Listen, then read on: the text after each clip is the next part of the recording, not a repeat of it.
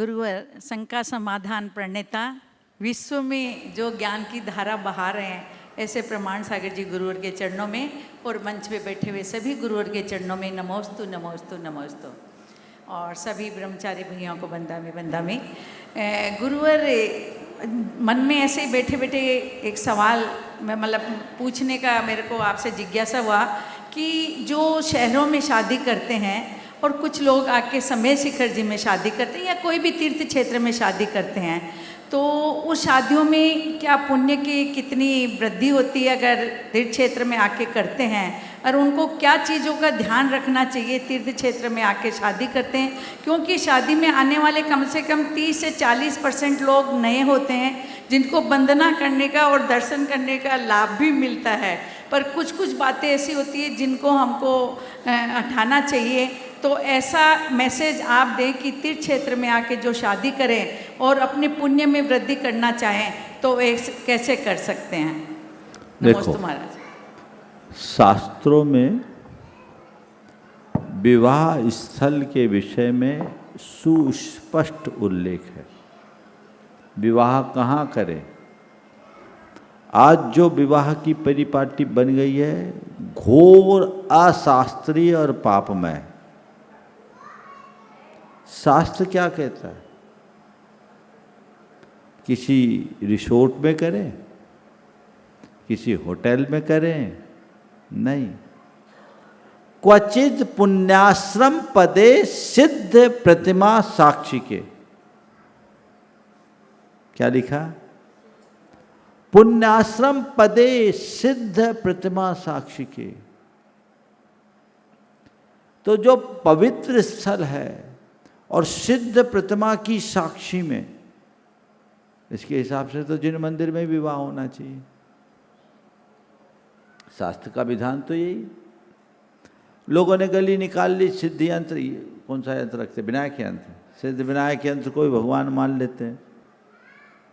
अब उसमें अनाचार होने लगे।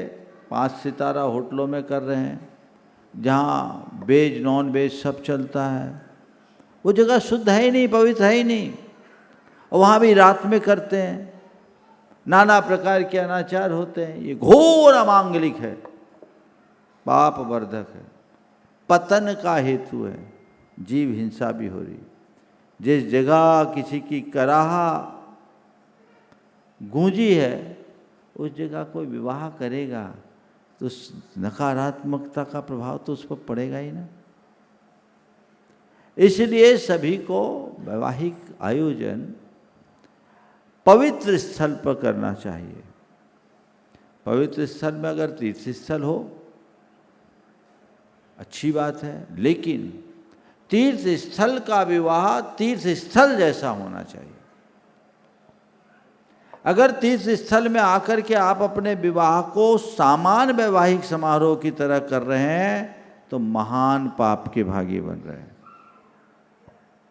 पवित्रता के साथ करो, दिन में करो, भगवान की साक्षी में फेरे करो, उसी तरह के मांगलिक कार्य करो, पूजन विधान के साथ संपन्न करो। आप यहाँ भी विवाह कर रहे हो, महिला संगीत रचा रहे, आप केवल वेन्यू नया ले लिए हैं, कार्यक्रम आपके सारे वही होटलों वाले हो रहे हैं, और पूरा जहाँ मंगल पाठ गूंजना चाहिए वहाँ इधर उधर के गीत गूंजते हैं, तो असाधना होती। यदि रात में कोई करता है महान पाप का भागी होता है। रात्रि भोजन, रात्रि में विवाह के कोई भी कार्यक्रम नहीं होने चाहिए। दिन में संपन्न कीजिए, पवित्रता के साथ कीजिए, भावना के साथ कीजिए। वहाँ आपको कई प्रकार के लाभ होंगे।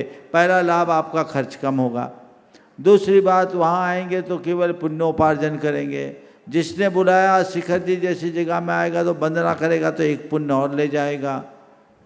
ये लाभ है, पर वो लौकिक चीज़ों से बचिए। आप महिला संगीत कराते हैं और वो प्री वेडिंग शूटिंग की स्क्रीन पर चलती है। क्या तीर्थ क्षेत्र में ऐसा, कि मुझे यहाँ नहीं मालूम है यहाँ होता है कि नहीं होता, लेकिन जो अमूमन होता है मैं उस आधार पर बोल रहा हूँ। अगर कोई ऐसा करे, इतना तो पता है महिला संगीत होता है। कई लोग यहाँ आए तो मुझे बोला महाराज जी महिला संगीत में जा रहे हैं, तो महिला संगीत होगा तो वो सब तो होता ही होगा। इन सब पर रोक लगाइए। तन से एक बहुत बड़ा लाभ लोगों को मिला है। लेकिन इस लाभ के साथ यदि वही परंपरा को हम ढोएं जो अशास्त्रीय परंपरा है, वह धर्म विरुद्ध होगा, उस पाप का भागी कौन बनेगा? जो आयोजक है वो तो है ही, जो उनको स्थान और सुविधा दिला रहा है वो भी, क्योंकि वहाँ की असाधना में वो भी निमित्त बन रहा है। इसलिए लोगों को एजुकेट करें, उन्हें प्रशिक्षित करें, प्रेरित करें कि आइए आनंद लीजिए, पुण्य के साथ आनंद मनाइए। जो हमारी परंपरागत मर्यादाएं हैं उन्हें सुरक्षित करते हुए, बीच रागता का पोषण करते हुए आप कीजिए ना। विवाह के कार्य को स्पष्ट लिखा है, क्वचित पुण्याश्रम पदे सिद्ध प्रतिमा साक्षी के।